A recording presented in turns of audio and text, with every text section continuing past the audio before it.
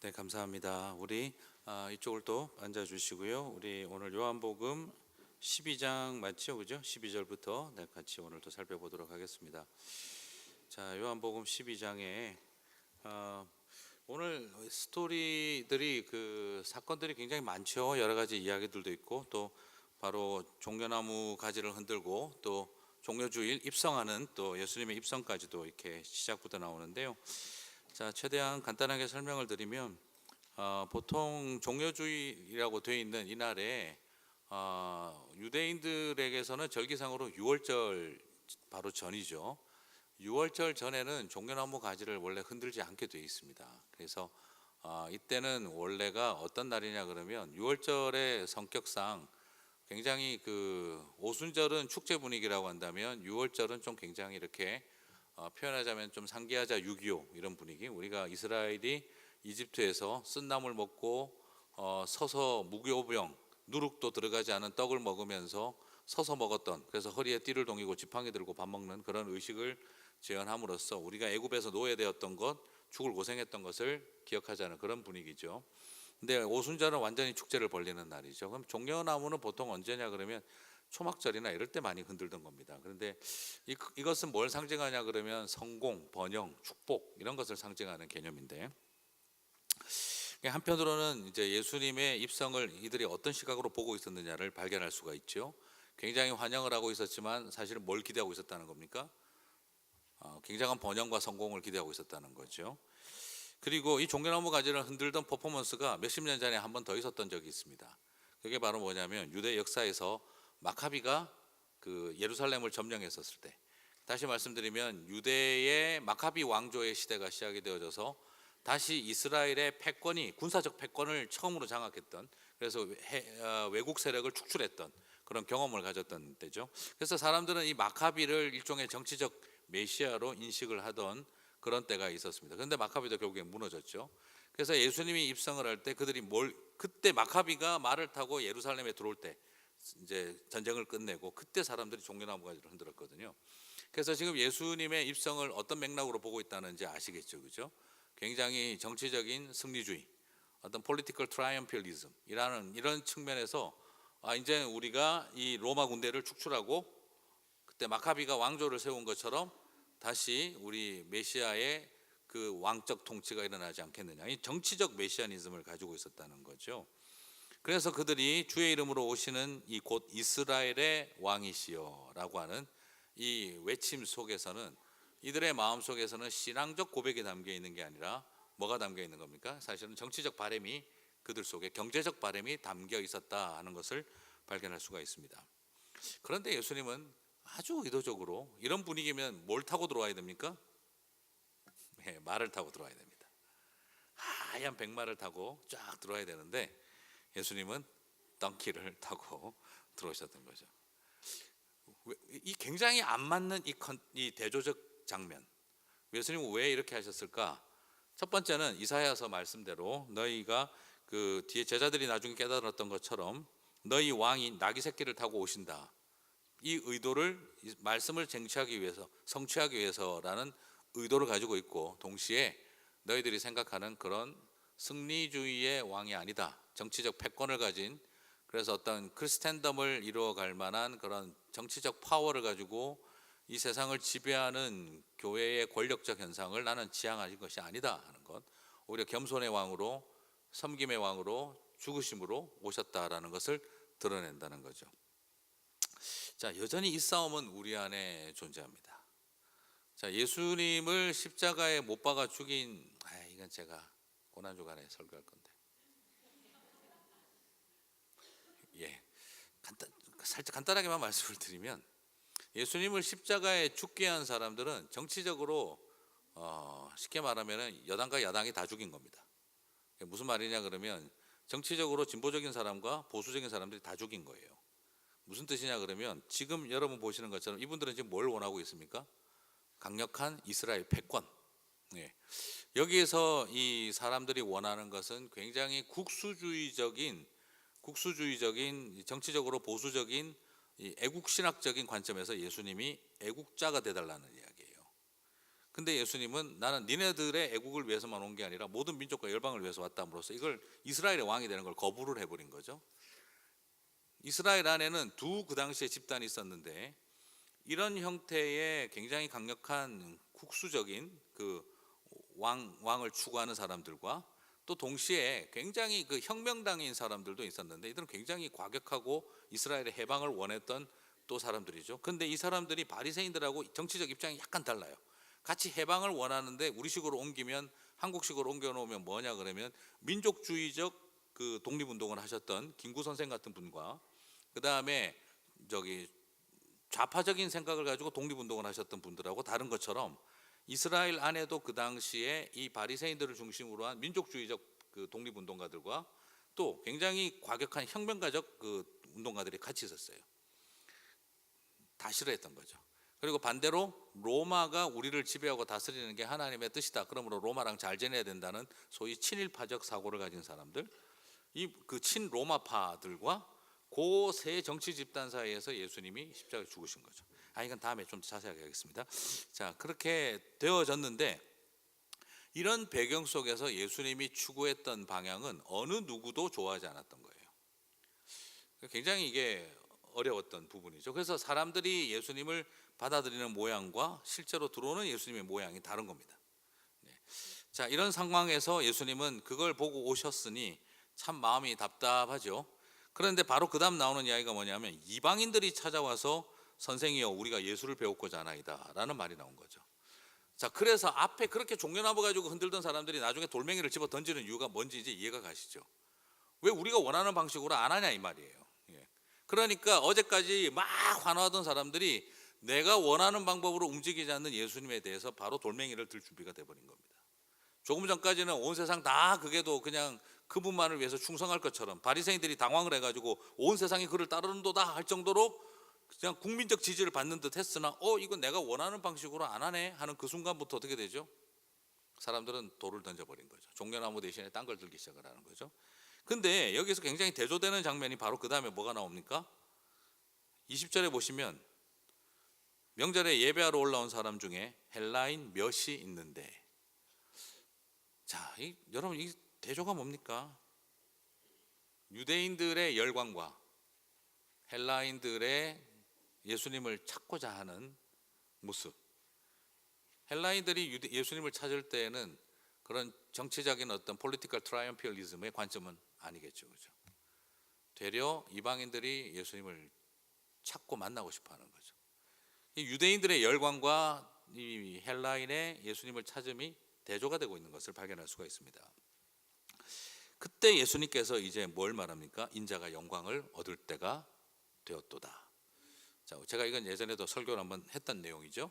인자가 영광을 얻을 때가 되었도다. 이게 무슨 뜻입니까? 요한복음에서 제일 중요한 거는 영광이라는 단어가 나오면 거의 대부분이 뭐하고 연결이 될까요? 십자가입니다. 희생입니다. 그러니까 여기에서 요한복음에서 나오는 영광은 소위 말하는 어떤 높아져서 얻는 게 영광이 아니고 낮아져서 얻는 게 영광이고요. 요한복음의 영광은 승리함으로써 얻는 영광이 아니라 패배함으로써 얻는 영광입니다. 자, 이것이 독특한 특징입니다. 인자가 영광을 얻을 때가 되었도다. 그리고 나서 하시는 말씀이 뭐죠? 하늘의 미랄이 땅에 떨어져 죽지 않으면 또 죽으며 많은 열매를 맺느니라. 결국 영광을 얻는다는 게 뭡니까? 내가 죽는다는 거죠.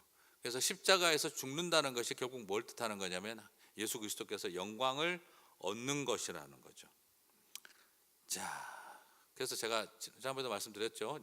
영광이라는 이름 아들한테 지어줄 때 고민 많이 하셔야 되고 영어로 또 내 이름 글로리아라고 하실 때 조심하셔야 된다고 제가 여러 번 말씀을 드렸습니다. 내가 이 세상에서 성공하고 승리하고 번영해서 영광을 얻는다의 개념이 성경적 컨셉이 아닙니다. 오히려 요한복음적인 관점은 그게 뭐라는 거죠? 내가 너희를 위해서 십자가에 죽겠다는 뜻입니다. 다른 사람을 위해서 내가 낮아지고 죽는 것이 뭐라는 거죠? 영광받는 길이라는 거죠. 그것이 should be glorified라고 되어 있다는 거죠. 그래서 자기의 생명을 사랑하는 자는 잃어버릴 것이요 세상에서 자기의 생명을 미워하는 자는 영생하도록 보존하리라. 자, 이 영원한 생명에 대한 보존의 가능성은 내가 타인을 위한 희생에 있다는 것이죠. 자, 이것이 나오고 그 다음에 28절에서 예수님의 이 말이 어떻게 마무리가 되느냐. 아버지여 아버지의 이름을 영광스럽게 하옵소서. 이게 참 어려운 표현이에요. 아버지의 이름이 영광스럽게 없어서. Glorify your name, glorify your name, glorify your name. 자, 이게 그럼 아버지의 이름이 어떻게 영광스럽게 되는 겁니까? 자, 이게 지금 인자가 영광을 얻을 때가 되었다 그랬죠. 인자가 glorified 될 때가 되었다라고 했죠. 아버지여 glorify your name 했습니다. 무슨 뜻입니까? 제가 이제 죽겠습니다가 되고, 사실은 여러분 예수님만 십자가에서 죽으셨나요? 삼위일체 하나님이 하나됨이 깨진다는 것 자체가 존재 방식을 포기하는 거잖아요. 십자가에서 아버지와 성령과 그리고 성자의 모든 교제 펠로우십이 깨지지 않습니까? 엄청난 모순이 폭발하지 않습니까? 한 번도 그런 일이 일어나지 않았던 일이 일어났습니다. 이유는 뭡니까? 저희들 때문이죠. 우리를 살리기 위해서. 아버지와 아들과 성령의 교제가 처음으로 사라집니다. 아들이 부르짖는데 아버지가 침묵하고, 아들이 고통스러워하는데 성령이 돕지를 않습니다. 철저한 고독이 시간이 오죠. 근데 이게 바로 뭘 뜻하는 겁니까? 이건 예수님의 죽음이면서 동시에 뭐죠? 삼위일체 하나님의 존재 방식의 포기라는 굉장한 신학적 역설, 이 파라독스가 일어나는 그런 상황이라는 거죠. 자, 이게 뭘 말하느냐? 아버지도 영광스럽게 되셨다 이 말이죠. 무슨 말입니까? 같이 고난을 받으신 거랑 같다는 거예요. 여기서 다시 뭘 드러내고 있는 겁니까? 아들이 죽는 것과 아버지가 영광 받는 게, 아들이 영광 받으시는 것과 아버지가 영광 받으시는 게 같은 맥락이라는 걸 보여주고 있죠. 그러자 하늘에서 소리가 나서 이르되 내가 이미 영광스럽게 하였고 또다시 영광스럽게 하리라. 뭔 소리랍니까 이게? 내가 이미 영광스럽게 하였고 또 영광스럽게 하리라. 이 말은, 이게 해석이 굉장히 애매하죠. 이미 영광스럽게 하였고 또 영광스럽게 하리라. 좁게 본다면 뭐가 될 수 있을까요? 영광스럽게 하였고가 이미 이전에 뭔가 예수님이 영광 받으셨다는 거죠. 그리고 아버지께서 아들이 영광 받는 것과 함께 영광 받았다는 거죠. 그럼 이전에 영광 받았던 일은 뭘까요? 태어나심입니다. 인카네이션, 성육식 하심, 낮아지심 자체가 뭐라는 거죠? 영광스러운 삶인 거예요. 그래서 여러분 예수님 태어날 때 뭐라고 했습니까? 하늘엔 영광. 예수님이 태어나실 때 땅 위엔 평화라는 말이 나올 때도, 예수님이 탄생할 때도 뭐가 이미 선포되어졌죠? 영광이 선포되어졌다는 거예요. 영광 받으신 거예요. 그리고 그 하나님의 영광이 드러난 거죠. 그래서 하늘엔 영광이요 땅에는 평화로다. 예수님의 인카네이션, 그 말구유에 태어난 것 자체가 이미 영광이라고 표현이 되어 있죠. 이런 거 보시면 좀 이러면 재밌게 좀 보셔야 되는데, 그냥 이렇게 참 이렇게 너무 자연스러운 모습이, 조금 반응을 조금 보여주셔도 돼요. 지금 사실 처음 들으시잖아요 지금. 이게 이 영광이 이렇게 연결되는구나 지금 처음 들으시잖아요. 그러면 좀 이렇게 좀 뭔가 좀 반응이 있으셔야죠. 전부 다 그냥 애쓴다 목사님 이런 분위기로 쓰지 마시고, 자, 이것이 바로 하늘의 영광, 태어날 때도 영광, 그 다음에 십자가에서 죽으시기 전에 또 영광 받으시고, 그 다음에 부활하시고 나서 하나님께 영광. 그러니까 이게 예수님의 이 독특한 화법들이 이제 요한복음에 담겨 있는데, 평화라는 말이 계속 나오고, 그래서 뭐가 나옵니까? 예수님이 또 뭐죠? 태어날 때 뭡니까? 하늘의 영광, 땅 위에 평화. 예수님 십자가에서 죽으시기 전에 또 뭘 물어보죠? 내가 세상에 알 수도 없고 줄 수도 없는 평화를 너에게 주노라. 부활하셔서 또 뭐 물어보시죠? 평안하뇨? 평화 가운데 있느냐라고 물어보시죠. 자, 예수님의 삶을 딱 정리하라 그러면 영광과 평화입니다. 그래서 태어나실 때도 영광이요 평화였고, 십자가에서 죽으실 때도 영광을 말씀하셨고 평화를 말씀하셨고, 부활하시고 나서도 영광을 돌리세, 그리고 평안하뇨라고 물어보셨다는 거죠. 자, 이런 그 패턴 속에서 당신이 누구신지를 이 영광을 통해서 드러내고 있는 거예요. 이미 영광스럽게 하였고 아버지께서, 그리고 또 영광스럽게 하리라, 십자가가 되겠고, 또 다르게 본다면 십자가에서 영광스럽게 이미 한 것을 지금 벌써 이것 자체가 영광이고, 또 부활을 통해서 그렇게 하시겠다는 말도 되고, 또 한편으로는 너의 죽으심을 통해 내가 벌써 이미 너와 나가 둘이가 같이 다 함께 영광 받은 것이고, 너의 죽음을 통해 또 그리고 앞으로 영광 받게 될 것이다. 우린 같이 네가 받는 게 내가 받는 거고 내가 받는 게 너가 받는 거다. 이런 말도 되는 거고. 지금 굉장히 이 복합적인 의미를 담아서 오늘 이야기를 하고 있다는 거죠. 그러나 전체적인 맥락은 바로 뭐라는 겁니까? 예수님이 곧 아버지와 같은 하나님 아버지의 이름을 가지신 분이라는 것. 그리고 예수님의 영광을 받을 때 아버지도 영광을 받으신다는 것. 그래서 여기서 아버지의 이름을 영광스럽게 앞서서 했는데 왜 이게 이름이 중요할까요? 그 이름은 뭐라고요? 이사야가 예수님이 태어날 때, 메시아가 태어날 때 그 이름이 뭐라고 했습니까? 평강의 왕이요 영존하시는 아버지라. 그죠? Everlasting Father이라고 했죠. 지금 예수님의 이름이 뭐라고요? Everlasting Father이에요. 영존하시는 아버지라 그랬어요. 그의 이름은 평강의 왕이요 영존하시는 아버지라고 할 거라겠다. 그러니까 이 지금 이름이 아버지의 이름이 영광 받는다는 말은 또 결국에 누가 영광 받는다는 말이 되는 겁니까? 예수님이 영광 받는다는 말도 똑같은 말이 되는 거예요. 네. 이래서 제가 신학교를 열심히 다니면서 성경 공부하면서 재밌었던 것이 바로 이런 내용이죠. 그냥 사실 쉽게 넘어갈 수 있는 내용들인데 이게 굉장히 예수님이 영광 받으신다는 말을 아버지의 이름이 영광 받으소서 하는 말이 결국에는 Everlasting Father이라는 게 예수님의 이름이 되잖아요. 그렇죠? 그렇기 때문에 이건 내가 영광 받는다는 말과 또 차이가 없는 말이 될 수도 있는 거예요. 이런 의도를 통해서 예수님은 한 번도 내가 하나님이라는 것을 숨기고 내가 메시아라는 것을 숨긴 적이 없어요. 적극적으로 드러내신 거예요. 제자들에 의해서 자꾸 이렇게 많은 분들이 예수님의 제자들이 예수가 원래 그런 인간 예수인데 신격화시켰다. 저는 그렇게 생각할 수가 없어요. 아무리 봐도 오히려 오늘 본문에서도 뭐라고 나와 있습니까? 낙이 타고 들어온 걸 보고 제자들이 뒤늦게 깨달았다 그러잖아요. 그때는 이게 뭔지 모르고 있다가 그러니까 예수님께서 이렇게 하셨던 행동들이 이런 거였구나 하는 걸 뒤늦게 깨달았던 거죠. 다시 말씀드리면 제자들이 신격화를 시켜 놓은 게 아니라 예수님이 한 번도 자기 자신을 하나님으로 드러내고 데몬스트레이트 하는데 프레젠테이션 하는데 주저하신 적이 없다 이 말이죠. 다 보여내셨다는 거죠. 자, 이런 것을 이렇게 우리가 살펴보게 되어집니다. 그래서 좀 이런 마음을 가지고 우리가 오늘 예수님을 바로 알았으면 좋겠습니다. 내가 정말 선생이여 예수를 배웠고자 하나이다. 나한테 그런 갈망이 있는가 하는, 정말 내가 예수를 배웠고자 하나이다 하는 그런 간절한 바람이 있는가. 요한복음을 공부하면서 나는 정말 예수님을 만나고 있는가. 그리고 정말 나는 예수님을 지금 알고 있는가. 우리 지금 요한복음 공부하면서 계속해서 예수님이 누구신지를 집중적으로 계속 살펴보고 있어요.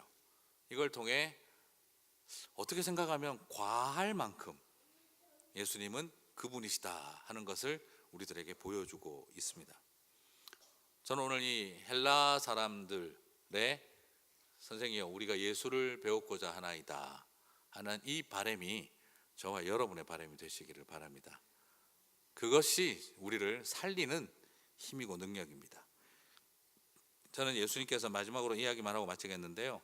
한 알의 밀이 땅에 떨어져 죽지 아니하면 한 알 그대로 있고 죽으면 많은 열매를 맺느니라. 자, 열매를 맺느니라고 번역을 하고 있는데 사실 맞아요 이게. 그런데 이 열매를 맺느니라는 이 표현이 한 알의 밀 아래 사용되어질 때는 동시에 두 가지 의미를 갈 수 있습니다. 그래서 이것은 두 가지로 번역이 가능합니다. 무슨 말이냐면 much fruit이라고 할 수도 있고 many seeds라고 할 수도 있다 이 말이죠. 많은 열매를 맺느니라가 될 수 있으면서 동시에 뭐가 되는 겁니까? 많은 씨앗들을 맺느니라가 되는 거예요. 자, 예수님이 십자가에서 죽으셔서 많은 열매를 맺습니다. 우리를 구원받는 백성들이 되게 하는 거죠. 그럼 그것만이 끝입니까? 아니죠. 우리가 또한 뭐가 돼야 되는 거죠? 많은 사람들을 위한 씨드가 되어야 되는 거예요. 그래서 이것은 it produces much fruit이라고 할 수도 있고 it produces many seeds라고 할 수도 있다 이거죠. 그래서 이 단어가 일반 나무에 쓰이면 그냥 100% 열매인데, 그러나 이것이 밀이라든지 이런 그 작물에게 쓰였을 때는 이것은 동시에 뭐로 된다는 겁니까? seed로 번역을 할 수 있다는 거죠. 그래서 양면을 가진 단어예요. 그래서 이것을 통해 우리에게 또 주고 계시는 도전은 바로 뭐냐면 우리 또한 바로 이 하늘의 밀 아래 삶을 살아야 한다는 것을 우리들에게 보여주고 있다라는 것이죠. 그래서 나는 예수님 덕택에 열매된 걸로만 만족하지 말고 동시에 뭐라는 겁니까? 나 또한 또 다른 씨앗이 되어야 한다 하는 것을 우리가 오늘 여기서 살펴볼 수가 있다는 거죠. 자, 이런 맥락들을 쭉 살펴보시면서 여러분들 안에 또 좋은 말씀 안에서의 또 나눔과 교제가 있었으면 좋겠습니다. 그렇습니다. 하나님의 미랄은 떨어져 죽어야 합니다. 그대로 있으면 안 됩니다. 그런데 낮아짐이 영광이에요. 이것이 굉장히 독특한 겁니다. 인카네이션, 하늘 보좌 영광을 버리고 낮아진 게, 우리는 높아지는 게 영광이라고 생각하잖아요. 우리는 또 짓밟고 이기고 승리하는 것만이, 확 쓸어버리는 것만이 영광 받는 거라고 생각하는데, 예수님은 맞고 터지고 침뱉음을 당하면서 십자가에 달려 죽는 게 영광이라고 본 것이죠. 오히려 높이 들리기는 하셨습니다. 십자가에서죠. 그걸 더 영광이라고 보셨다는 거죠. 보좌에 앉으시는 것과 십자가에 앉으시는 것을, 달리시는 것을 동일하게 보셨다는 거죠. 우리가 추구하는 영광이라는 개념, 그래서 정말 주님의, 하나님의 영광, 하나님의 영광이라는 개념을 뭔지 다시 한번 돌아보면서, 영광 영광 찬양할 때 우리가 생각해야 할 것은 승리하고 빛이 번쩍거리고 그냥 온 세상에 빵빠리가 넘치는 이런 이미지를 머릿속에 떠오르는 게 아니라, 우리가 영광을 외칠 때에는 말구 위에 누워지는 삶, 십자가의 또 고난의 길을 걸어가는 삶, 그것이 하나님께 영광이다라는 것을 우리가 꼭 기억했으면 좋겠습니다. 기도하고 마치겠습니다. 하나님, 또 오늘 말씀을 통해서 우리의 삶에 예수 그리스도를 알고 예수 그리스도를 따라가는 삶이 무엇인지를 생각해 봅니다. 주님이 이 땅에 오셔서 하나님의 미랄이 되어 주셨고, 그리고 영광을 받으신 것을 바라봅니다. 그 당시 유대인들이 바라보던 예수님은 그런 승리주의를 보여줄 그런 위대한 세상적 그런 메시아이기를 바랬지만, 그러나 예수님은 나귀를 타고 들어오신, 어린 나귀를 타고 들어오신 겸손의 종, 그리고 순종의 종, 고난의 종이었음을 바라봅니다. 내가 원하는 예수와, 그리고 우리를 향해 나귀 타고 들어오시는 예수님이 다른 것은 아닌지 돌아보게 해주시고, 내가 원하는 영광과 주님이 추구하신 영광이 다른 것은 아닌지 다시 돌아보게 해주셔서 참된 예수님을 알고, 온전히 예수님을 알고 온전한 영광을 돌리는 저희들이 되게 하여 주옵소서. 종려나무 가지를 흔들고 수많은 사람들이 호산나를 외치고 영광을 돌렸지만 그것이 영광이 아니었음을 오늘 봅니다. 주님이 원하신 영광을 우리가 돌릴 수 있도록 도와주시옵소서. 예수님 이름으로 기도드립니다. 아멘. 네, 수고하셨습니다. 또 나눔의 시간 되시기 바랍니다.